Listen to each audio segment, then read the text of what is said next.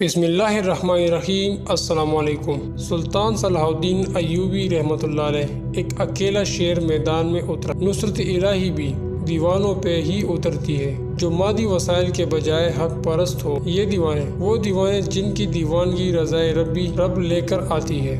سلطان صلاح الدین ایوبی کی بہادری مشرق سے لے کر مغرب تک قائم تھی۔ اس کی سب سے بڑی مثال بدر کے میدان میں سرور کائنات صلی اللہ علیہ وآلہ وسلم کے ساتھ جو مٹی بھر دیوانے تھے، جن کو گھوڑے، اونٹ، ذرہ و شمشیر کی بھی پرواہ نہیں تھی، چڑھی دی گئی تو سوال نہیں کیا کہ بسالار ادھر تلوار ادھر چڑھی، نہیں کوئی سوال نہیں۔ وہ اسلام کے دیوانے تھے، عزت مآب کے دیوانے تھے، اور اللہ نے کہا کہ اے پیغمبر ان کو کہہ دیجئے اللہ ان سے راضی ہو گیا ہے۔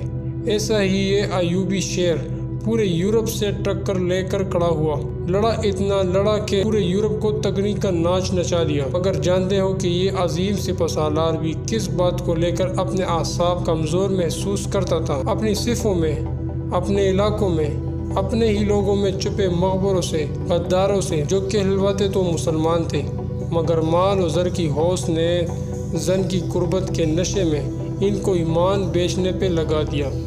آج کی تاریخ میں بھی مسلم ممالک کو، مقبوضہ ریاستوں کو اتنا نقصان باہر کے فوجوں نے نہیں دیا جتنا نقصان اندر کے اپنے سگے مگر بکے ہوئے مغبر اور غدار دے رہے ہیں۔ ان کے لگائے زخموں کا درد کفر کی گولی سے زیادہ گہرا ہے۔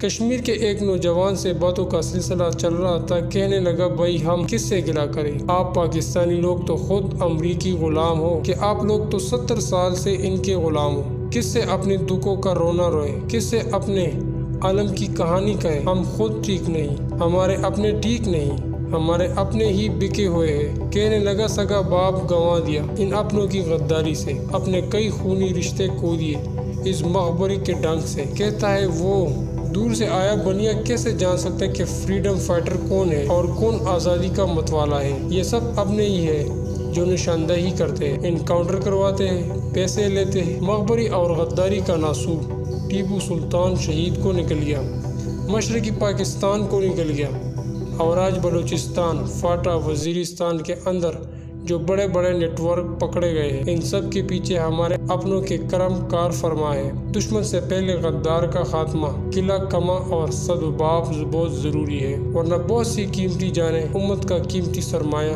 یوں ہی گوا بیٹھیں گے۔ اپنے اندر، اپنے ارد گرد چھپے ایسے منافق اور مغبروں کی اور ملک دشمن نظریہ رکھنے والوں کی خبر رکھو اور ان کو کچل ڈالو، ورنہ ہم کچلے جائیں گے۔ اور ہاں، ایک بات جو اس کشمیری نوجوان نے کہی، جس سے امیدوں کو جادوانی ملی، دل کو تھوڑا سکون ملا۔ کہنے لگا کہ ہماری نئی نسل میں کوئی 60% نوجوان میں سے جان دینے کا جذبہ انتہا کی حد تک سر اٹھا رہا ہے۔